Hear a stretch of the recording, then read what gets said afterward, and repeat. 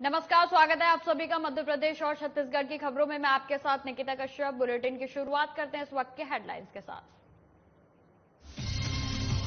मुख्यमंत्री भूपेश बघेल का कांकेर दौरे से पहले सीएम ने की प्रेस कॉन्फ्रेंस। अमित शाह पर किया हमला, कहा गृह मंत्री शाह लेकर आते हैं ईडी का सहारा।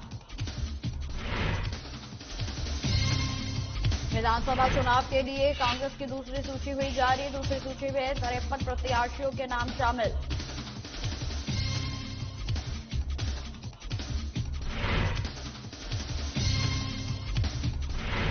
कांग्रेस की दूसरी लिस्ट जारी। जगदलपुर से किरण देव को टक्कर देंगे पूर्व महापौर जतिन जायसवाल। विधायक चंद्र जैन ने जतिन जायसवाल को दिया समर्थन।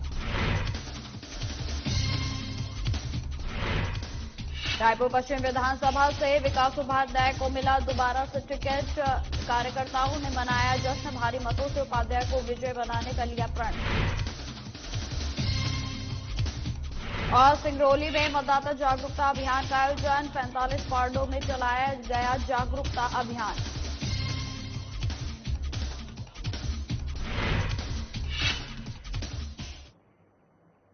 खबरों की शुरुआत करते हैं। राजनांदगांव और कांकेर जिले के दौरे के लिए रवाना होने से पहले मुख्यमंत्री भूपेश बघेल ने मीडिया से बातचीत की। वहीं आपको बताते चले कि इस दौरान उन्होंने कहा कि आज कांकेर और राजनांदगांव में प्रत्याशी नामांकन भरेंगे, सभा भी होगी। अमित शाह आए थे, ईडी लेकर आते हैं और तब भी लाते हैं और जाते हैं तब भी लाते हैं, तो उसका जवाब भी देना है। फिर परसों अमित शाह आ रहे हैं तो उनके स्वागत के लिए फिर से ईडी आ रही है। वहीं आपको बताते चले कि मुख्यमंत्री ने भूपेश बघेल ने मध्य प्रदेश में जारी किए गए कांग्रेस के वचन पत्र को लेकर कहा कि हम सत्ता में हैं, फिर भी 3 बड़ी घोषणाएं की गई हैं। पहला 20 क्विंटल धान खरीदेंगे, दूसरा 17 लाख परिवारों को आवास देंगे और इसके अलावा जातिगत जनगणना की घोषणा भी की गई। लेकिन बीजेपी मौन है क्योंकि उन्हें पता है कि वो सरकार में नहीं आने वाले हैं। साथ ही उन्होंने यह भी कहा कि गृह मंत्री होकर लोगों की भावनाओं को भड़काएंगे तो जनता को शिकायत होगी ही। छत्तीसगढ़ में देखिए, हम तो पहले ही घोषणा कर दे 20 क्विंटल धान खरीदेंगे, ठीक है। दूसरा हमने कहा कि 17.5 लाख परिवार को आवास देंगे, भारत सरकार दे न दे। 7.5 लाख लोगों के खाते में पैसा चला गया है 21। उसके अलावा 10 लाख लोगों को और देंगे, प्रियंका जी ने घोषणा कर दी है। जाति जनगणना कराएंगे, ये भी घोषणा कर दी है हम लोगों ने।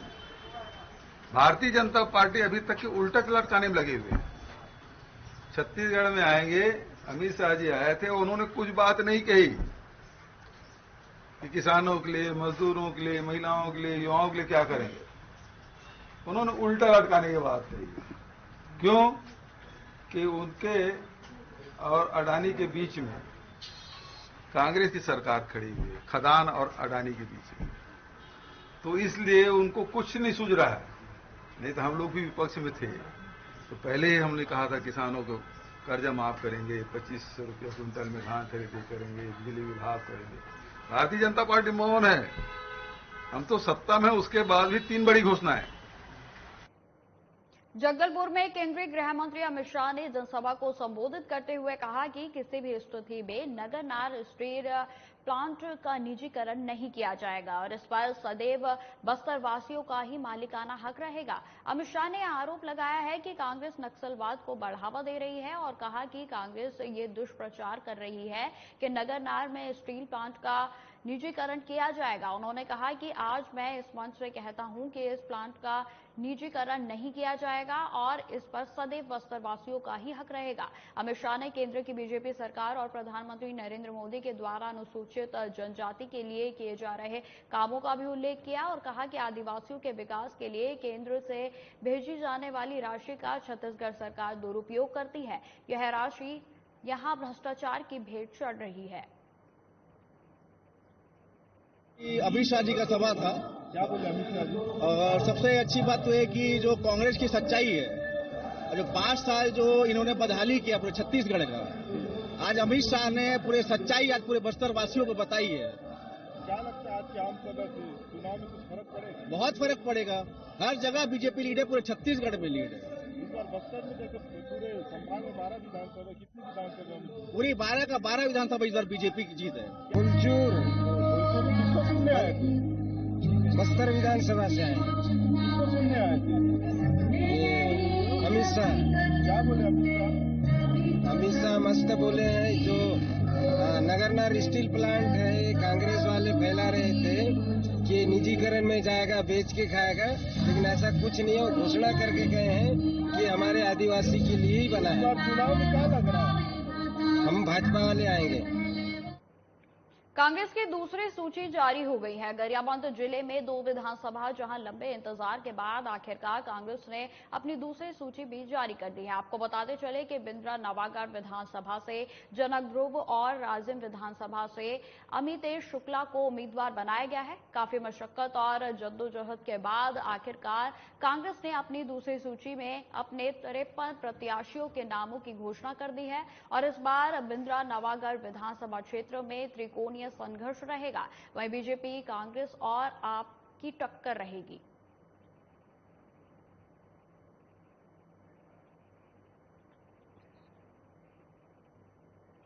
कांग्रेस ने छत्तीसगढ़ के 53 प्रत्याशियों की दूसरी सूची जारी कर दी है। वहीं आपको बताते चले कि रायगढ़ से प्रकाश नायक, लेलुंगा विधानसभा क्षेत्र से श्रीमती विद्यावती कुंज बिहारी सिदार और धर्मजयगढ़ से लालजीत सिंह राठिया को टिकट दी गई है। और वहीं आपको बताते चले कि इसमें रायगढ़ से विधायक प्रकाश नायक ने अपना टिकट बचा लिया है।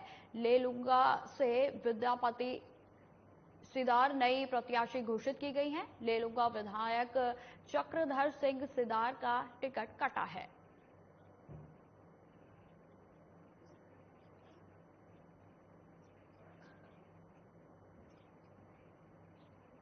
छत्तीसगढ़ विधानसभा चुनाव में नामांकन के लिए 2 दिनों का समय बचा हुआ है। वहीं आपको बताते चले कि कांग्रेस ने गुरुवार की देर शाम 53 सीटों पर प्रत्याशियों के नामों की घोषणा कर दी है। इस बीच जहां दिन में पूर्व जिलाध्यक्ष रहे राजीव शर्मा का नाम फाइल में होने की बात कहते हुए कार्यकर्ताओं ने जमकर खुशियां मनाई, तो वहीं शाम को लिस्ट जारी होने के बाद जतिन जायसवाल के नाम को देखकर राजीव समर्थकों में निराशा देखने को मिली है। वहीं आपको बताते चले कि विधायक रेखचंद्र जैन ने जतिन जायसवाल को समर्थन दिया है।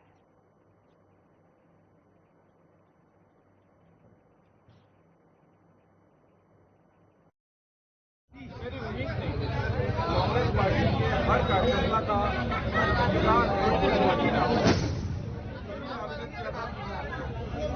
आलाकमान ने जिसको भी समझा उन्हें टिकट दिया, तो मैं कोशिश करूंगा कि उनकी उम्मीदों में खरा हूं। मैंने कश्मीर से संभागीय मुख्यालय की कांग्रेस पार्टी किसी प्रकार का रिस्क नहीं लेना चाहती, इसलिए थोड़ा समय लगा। बेटकरपुर विधानसभा क्योंकि विगत 4 दिनों से पेंडिंग थी, आज उसको डिक्लेयर किया और मेरे लाडले छोटे भाई जतिन को पार्टी का प्रत्याशी बनाया है। पार्टी हाईकमान का निर्णय हम सबको स्वीकार है और ये चुनाव जतिन नहीं लड़ रहे हैं, ये चुनाव हम सब लड़ रहे हैं। चुनाव आज सब लड़ रहा है। हम सबको मिलकर जतिन के लिए, कांग्रेस पार्टी के लिए पूरी मेहनत करना है। छत्तीसगढ़ विधानसभा चुनावों को लेकर कांग्रेस ने अपनी दूसरी सूची बुधवार को जारी कर दी थी। वहीं आपको बताते चले कि इस सूची में 53 नामों की घोषणा की गई। बता दें कि इससे पहले कांग्रेस ने 30 उम्मीदवारों के नामों का ऐलान किया था और अब 53 और नामों का पार्टी ने मैदान में उतार दिया है। वहीं आपको बताते चले कि इस प्रकार कांग्रेस ने अभी तक 83 नामों का ऐलान कर दिया है। छत्तीसगढ़ में विधानसभा की 90 सीटें हैं और इसी कड़ी में सारंगढ़ विधानसभा सीट से वर्तमान विधायक उत्तरी गणपत जांगड़े को अपना प्रत्याशी बनाया है। तो वहीं बिलाईगढ़ की बात की जाए तो विधानसभा से विधायक चंद्रदेव राय की टिकट को काटकर कविता प्राण लहरे को अपना भरोसा जताया है। वहीं बात की जाए टिकट फाइनल होने के बाद दोनों ही प्रत्याशियों के समर्थन एक दूसरे को मिठाई खिलाकर और आतिशबाजी कर अपनी खुशी को जाहिर कर रहे हैं।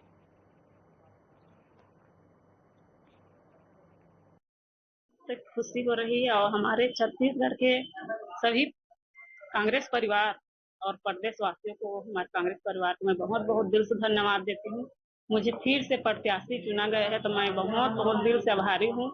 और हमारे कांग्रेस पार्टी ने मुझे इतना बड़ा जिम्मेदारी दिए हैं, तो मैं जिम्मेदारी का पूरा ध्यान रखूंगी और फिर से इस बार जीत का पूरा विश्वास दिलाती हूँ कांग्रेस पार्टी को, क्योंकि पिछले बार मुझे 52,000 वोट से विजयी हुई थी। इस बार पूरा भरोसा है, 52 नहीं 55,000 से पूरा भरोसा है। पूरा जनताओं से अपील है कि सभी जनताओं से जिसने पिछले बार आशीर्वाद बनाया था उससे ज्यादा मतों से इस बार फिर आशीर्वाद बनाएंगे। और मैं सभी को बहुत बहुत धन्यवाद देती हूँ। माननीय मुख्यमंत्री बघेल जी और अध्यक्ष दीपक बैज जी का ये उत्तरी जांगड़े और कविता प्राण लहरे पे भरोसा किया उन्होंने, और निश्चित ही सभी प्रकार के सर्वे में उत्तरी जांगड़े जी और संगठन का सर्वे, सरकार का सर्वे और जनता से का जो फीडबैक था उससे उन्होंने हाईकमान ने फीडबैक लिया था और उनको लगा कि ये जीताऊ दावेदार हैं, इसलिए उत्तरी जांगड़े जी को और कविता को उन्होंने टिकट दिया है। और निसंदेह उत्तरी जांगड़े बहुत मेहनत करी है।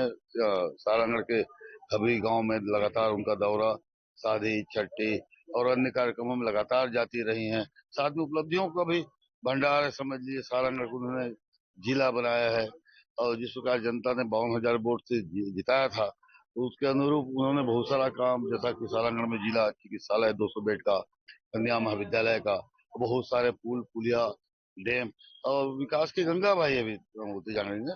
और जनता चाहती भी थी कि इनको टिकट मिले और जनता तैयार है उत्तरी जांगड़े जी को वोट देने के लिए और पुनः इनको विधायक बनाना चाहती है। नवरात्रि के पावन पर्व पर विकास उपाध्याय को पश्चिम विधानसभा से दोबारा टिकट मिलने पर कार्यकर्ताओं और आमजनों ने शंखनाद, सेवा गीत और पूजा अर्चना का जश्न मनाया।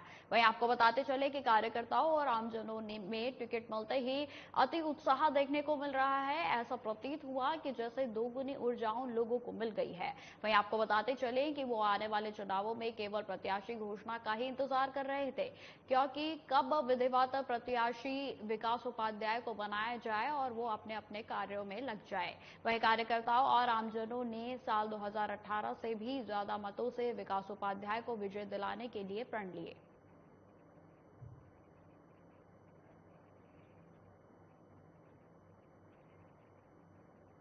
कवर्धा जिले के पंडरिया विधानसभा क्षेत्र 71 से बीजेपी और कांग्रेस प्रत्याशियों के नामों का ऐलान हो गया है, और जिसके बाद कांग्रेस प्रत्याशी नीलकंठ चंद्रवंशी और बीजेपी प्रत्याशी भावना बोहरा का पार्टी की तरफ से आज विधानसभा सदस्य के लिए नाम निर्देशन किया गया। वहीं आपको बताते चले कि पंडरिया विधानसभा क्षेत्र के रिटर्निंग ऑफिसर संदीप ठाकुर के समक्ष प्रस्तुत किया गया और उन्होंने संविधान की शपथ भी ली, और इस अवसर पर उनके 4 प्रस्थापक मौजूद रहे।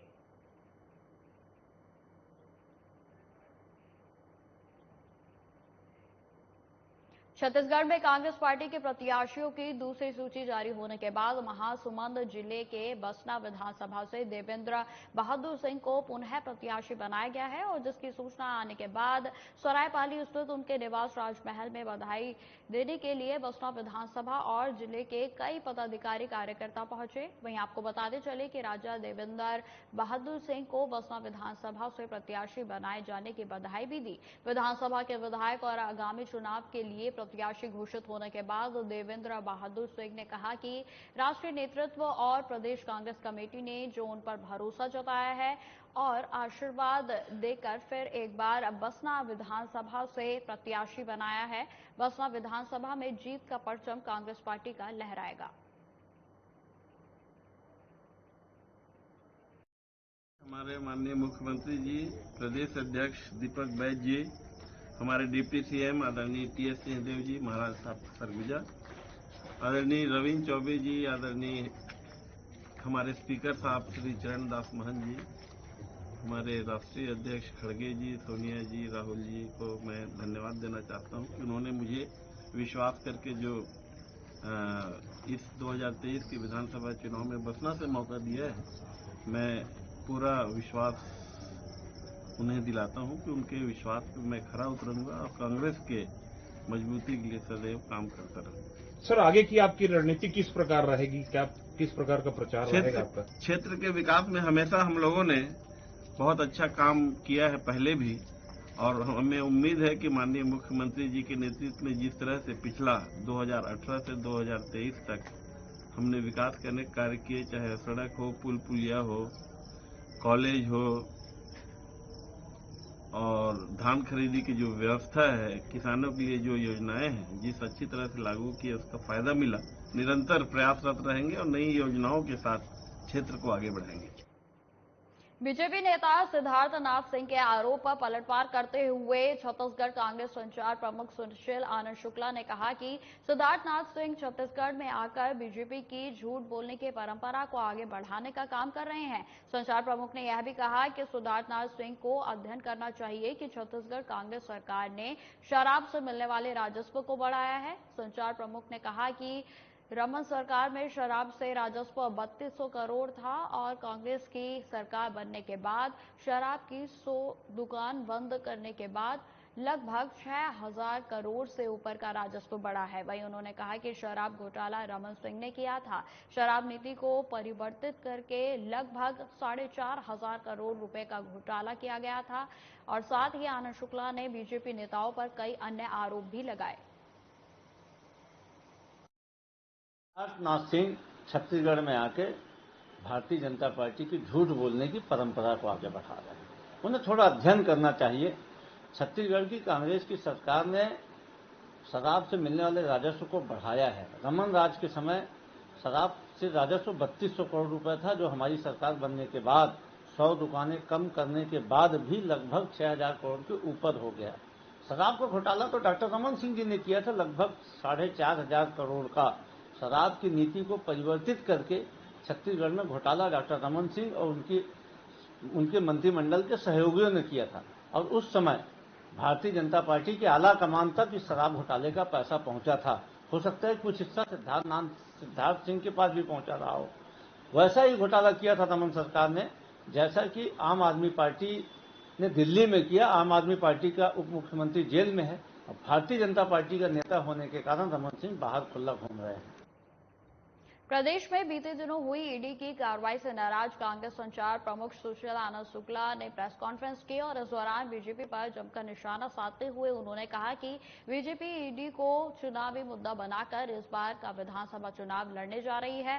बीजेपी के पास ईडी के अलावा कोई चुनावी मुद्दा नहीं है। आपको बताते चले कि बीते दिनों प्रदेश में अमित शाह का दौरा रहा और जिसमें उनकी तरफ से भाषण दिया गया था, जिसको कांग्रेस ने भड़काऊ भाषण बताया। वहीं सुशील आनंद शुक्ला ने जवाबी पलटवार करते हुए कहा कि असम नहीं संभल रहा है, वो छत्तीसगढ़ आकर ज्ञान देने का काम कर रहे हैं।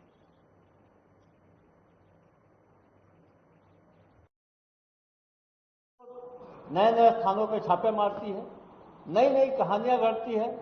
उसे क्या हासिल हुआ इसको ईडी आज तक खोल के सामने आके नहीं बता पाई। लेकिन बार बार छत्तीसगढ़ में एक भ्रम फैलाया जाता है कि छत्तीसगढ़ में बेहद भ्रष्टाचार फैला हुआ है और ईडी यहाँ पे जो कार्रवाई कर रही है वो तर्कसंगत है। जबकि छत्तीसगढ़ में ईडी भारतीय जनता पार्टी के अनुशासित संगठन की भांति ही काम कर रही है। छत्तीसगढ़ में भारतीय जनता पार्टी जन सरोकारों के मुद्दों के आधार पर चुनाव नहीं लड़ना चाह रही है। उसके पास आम आदमी से जुड़े हुए मसले उठाने को बचे ही नहीं है। हमारी सरकार ने, हमारे मुख्यमंत्री ने पिछले 5 साल में जो जन कल्याणकारी योजनाएं बनाई उसका प्रभावी स्तर पर क्रियान्वयन किया, जिसके कारण छत्तीसगढ़ के लोगों के जीवन स्तर में आमूल-तूल परिवर्तन हुआ। तो भारतीय जनता पार्टी के पास में जन सरोकारों के मुद्दे नहीं बची हुई है। तो ऐसी स्थिति में भारतीय जनता पार्टी छत्तीसगढ़ में सांप्रदायिकता का जहर फैलाना चाह रही है। अमित शाह के भाषण से लेके हेमंत विश्व शर्मा तक के भाषण इस बात के द्योतक हैं कि भारतीय जनता पार्टी के पास छत्तीसगढ़ में मुद्दे नहीं बचे हैं। अब खबर रायपुर से है, जहां विधायक वरिष्ठ बीजेपी नेता और पूर्व मंत्री बृजमोहन अग्रवाल ने बुधवार को जनसंपर्क किया। वहीं आपको बताते चले कि बृजमोहन ने अपने जनसंपर्क अभियान की शुरुआत संतोषी नगर चौक ओवरब्रिज के पास स्थित शिव मंदिर में भगवान भोलेनाथ की पूजा अर्चना के साथ की और इस दौरान बड़ी संख्या में बीजेपी कार्यकर्ता और स्थानीय नेता गाजे बाजे के साथ यात्रा में शामिल हुए। वहीं आपको बताते चले कि बृजमोहन अग्रवाल ने स्थानीय लोगों से मुलाकात की और जीत का आशीर्वाद भी मांगा। था। वहीं स्थानीय लोगों ने भी अपने चहेते विधायक का फूल मालाओं से स्वागत किया।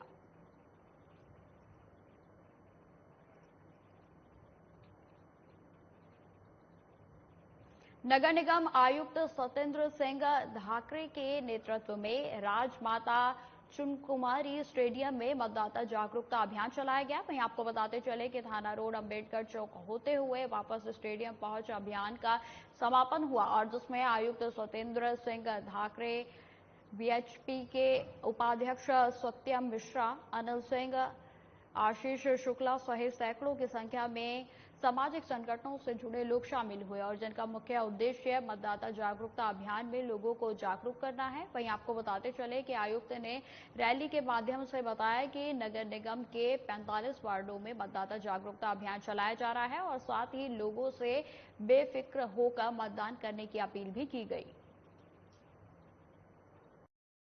जो विधानसभा निर्वाचन हो रहा है उसके लिए मतदाता जागरूकता अभियान के तहत जो स्वीप गतिविधियां हैं, स्वीप गतिविधियों में नगर निगम प्रतिदिन कुछ न कुछ कर रहा है। आज ये सब जिले के नगर निगम के लोग और जो हमारे एनजीओ हैं वो सब लोग साथ निकलेंगे और पूरे मार्केट में ये पैदल भ्रमण करके लोगों को मतदान करने के लिए प्रेरित करेंगे।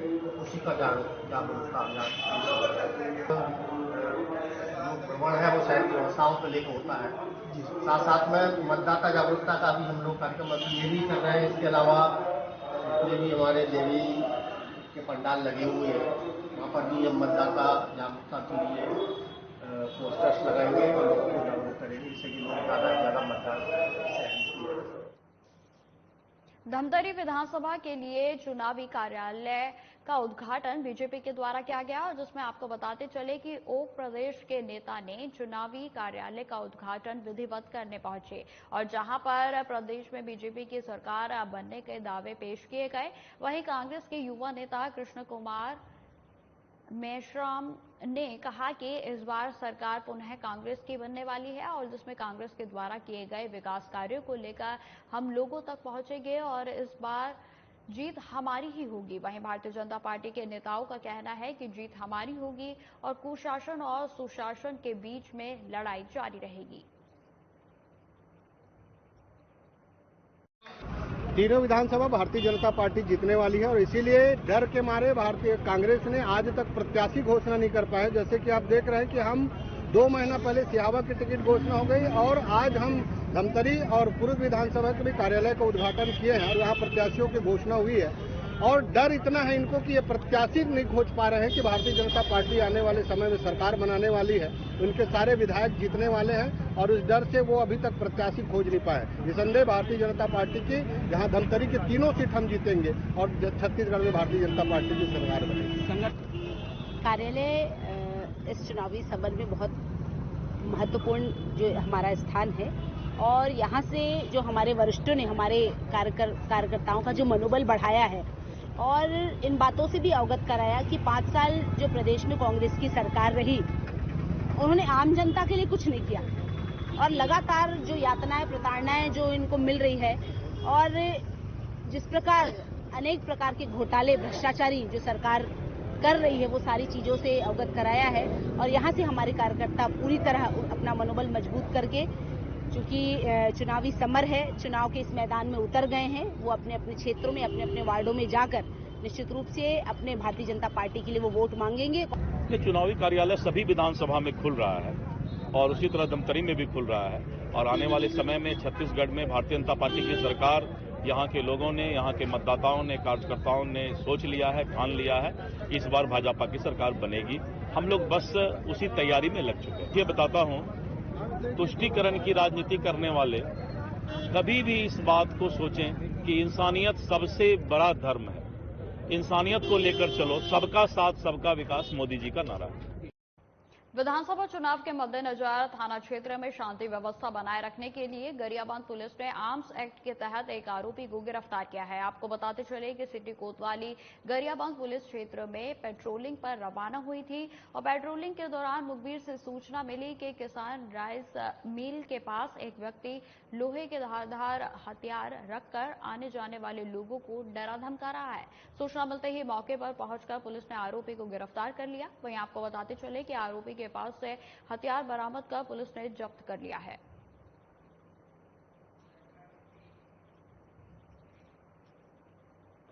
महासमुंद कलेक्टर और जिला निर्वाचन अधिकारी प्रभात मलिक रात लगभग 8 बजे बसपा विधानसभा क्षेत्र में लारीपुर और धोड़कसा अंतर्राज्यीय सीमा पर औचक निरीक्षण करने पहुंचे और इस दौरान अपर कलेक्टर दुर्गेश वर्मा, पुलिस अनुविभागीय अधिकारी प्रेम साहू, पिथौरा एसडीएम रवि राज ठाकुर सहित कई आला अधिकारी मौजूद रहे।